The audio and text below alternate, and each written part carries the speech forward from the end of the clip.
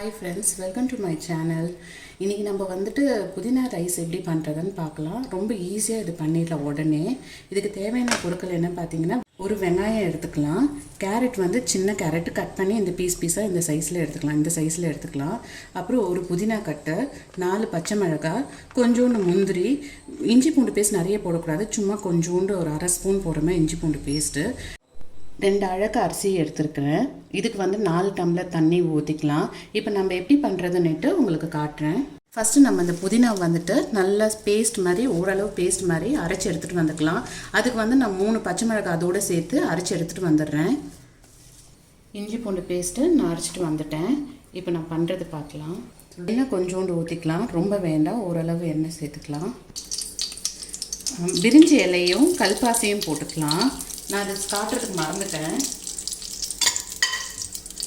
அப்புறம் வெங்காயம் போட்டுக்கலாம்.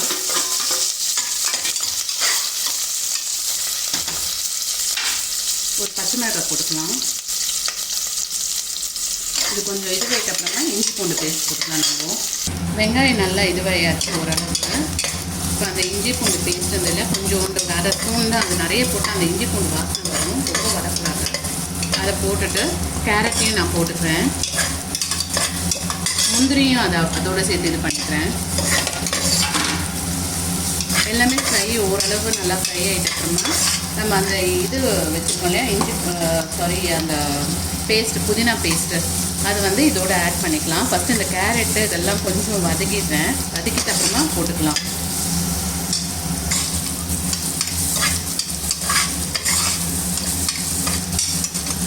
எல்லாமே இதுவாகிடுச்சு. நம்ம இந்த புதினா பேஸ்ட்டையும் அந்த பச்சை மிளகாவையும் புதினாவும் அரைச்சி வச்சுருக்கணும் இல்லையா, அதையும் இதில் சேர்த்துக்கலாம்.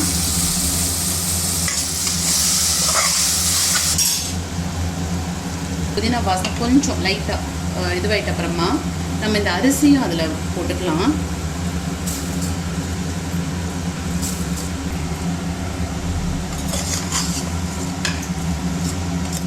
பார்த்து கலரணும், ரொம்ப இதுவாக ஃபோர்ஸாக பண்ணோன்னா நம்ம பாஸ்மதி ரைஸ் எல்லாமே உடஞ்சிடும்.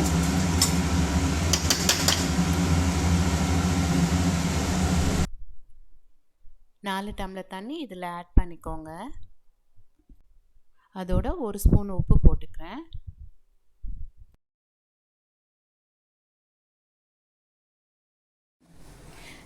தண்ணி ஊற்றியாச்சு. உப்பு தேவையான அளவும் போட்டு பார்த்தேன், காரம் உப்பு எல்லாமே கரெக்டாக இருக்குது. இப்போ குக்கர் மூடுறதுக்கு முன்னாடி லைட்டாக பபிள்ஸ் வர வரைக்கும் நான் க்ளோஸ் பண்ணிவிட்டு அப்புறம் குக்கர் மூடி போட்டு க்ளோஸ் பண்ணுறேன். கொஞ்சம் லைட்டாக அரிசி தெரிகிற மாதிரி இருக்குது. இந்த நேரத்தில் நான் மூடிட்டு ஒரு விசில் வந்தோடனே ஆஃப் பண்ணிவிடுவேன். ஒரு விசில் வந்துடுச்சு, ஆஃப் பண்ணிவிட்டு நான் 5 மினிட்ஸ் கழிச்சு தான் இப்போ ஓப்பன் பண்ணி பார்க்க போகிறேன். இது விசில் சத்தம் போயாச்சு.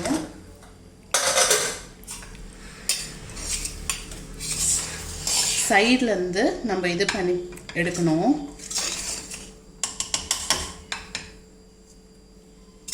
நல்லாவே வெந்துட்டு நல்லாவே வந்திருக்கு. நான் இது பண்ணிவிட்டு உங்களுக்கு காட்டுறேன். இந்த பாத்திரத்தில் மாற்றிக்கலாம்.